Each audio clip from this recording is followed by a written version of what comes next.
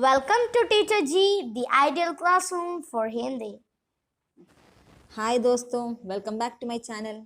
तो आज मैं आपके सामने एक नया टॉपिक लेके आ रही हूँ।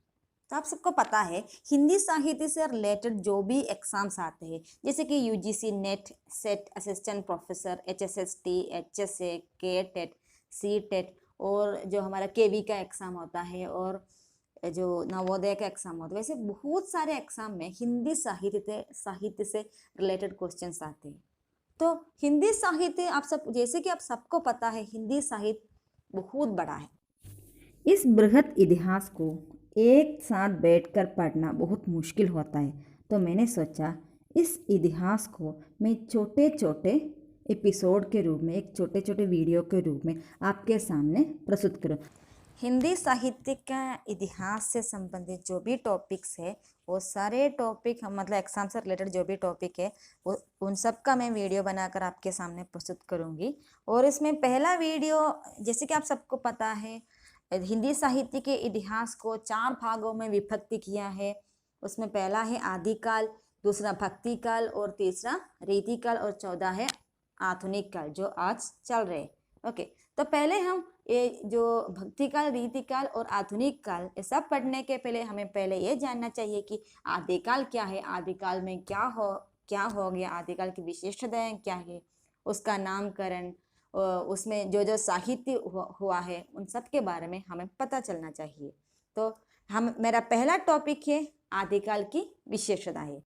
इस वीडियो का पीडीएफ आपको मेरे डिस्क्रिप्शन बॉक्स में मिलेगा, उसमें एक लिंक दिया है उसमें क्लिक करो, आपको ज़रूर मिलेगा इस वीडियो का पीडीएफ। ओके, अगर आपको मेरी वीडियो अच्छी लगी तो please like, share and comment और उसके साथ सब्सक्राइब करना मत भूलिए और उसके पास एक बेल आइकन है उसमें ज़रूर दबाइए तो आपको मेरी वीडियो का नोटिफिकेशन मिलेगा।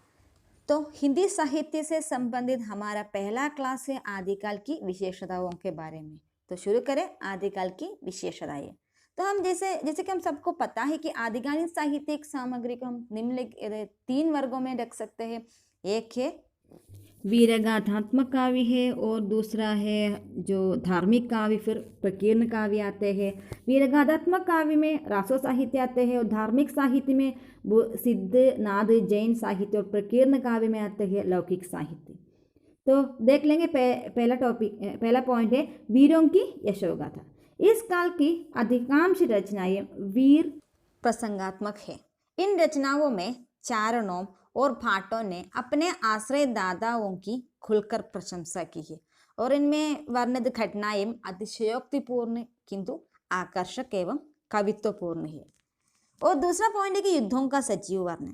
तो ऐसा प्रतीत होता है कि इस युग के कवि राजाओं के मनोरंजन के लिए काव्य रचना नहीं करते थे, अपितु संकट की घड़ी में सेनापति तथा सैनिकों में युद्धोत्साह और वीर भाव उत्पन्न करने के लिए युद्ध क्षेत्र में उपस्थित भी रहते थे। बहुत से शूरवीर भाट कवि स्वयं युद्धों में भाग लेते थे। फलस्वरूप उनकी कविता में जीवंतता और स्वाभाविकता के दर्शन होते हैं। इनमें शास्त्रों की टकराहट से उत्पन्न होने वाली ध्वनि, वीरों की हुंकारें, घायलों की चीत्कारें उपयुक्त भाषा द्वारा चित्रित हुई है। और तीसरा है श्रृंगार वर्णन। इस काल की रचनाओं में युद्ध वर्णन के साथ श्रृंगार का भी भरपूर चित्रण हुआ है। अपने आश्रयदाताओं की रानियों, प्रेयसियों आदि के नख शिख वर्णन में इन कवियों ने कोई कोर कसर नहीं रखी।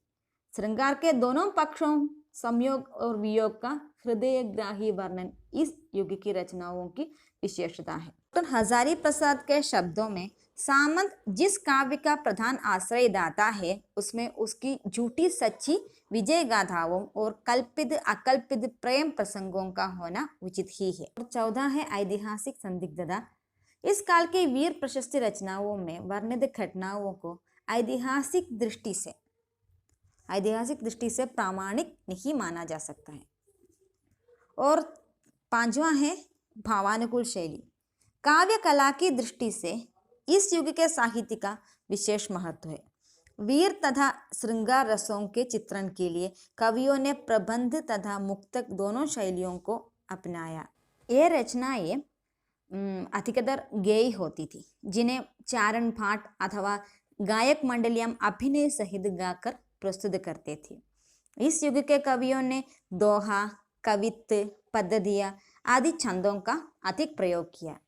रोला, कुंडलिया, छप्पे का भी प्रयोग हुआ और भाव के अनुसार छंद चयन में इन कवियों को सिद्धहस्तता प्राप्त थी। छंद के अतिरिक्त कथा कहने के ढंग की भी कुछ शिल्प पद्धतियाँ इस काल में प्रचलित रही। उसमें शुक, दूती, दैवी शक्तियाँ आदि इन रूढ़ियों के साधन रहे हैं। ये रूढ़ियाँ अपभ्रंश साहित्य में भी मिलती है। और भाषा के बारे में, इस काल की मतलब आदिकाल की भाषा के 3 रूप माने जाते हैं: डिंगल, पिंगल और जनसाधारण की भाषा। आदिकालीन हिंदी साहित्य में वीर रस के रचनाओं में डिंगल शैली का प्रयोग होता था, लेकिन डिंगल की कर्कश शब्दावली सीमित थी तथा इस शैली के साहित्य का अधिक विस्तार न हो सका। ये जो डिंगल राजस्थानी भाषा है, जिसमें अपभ्रंश का अधिक प्रभाव था और वीर भावों के चित्रण के लिए कवियों ने कठोर वर्णों एवं वर्णों की द्विरुक्ति का आश्रय लिया है। और दूसरा है पिंगल।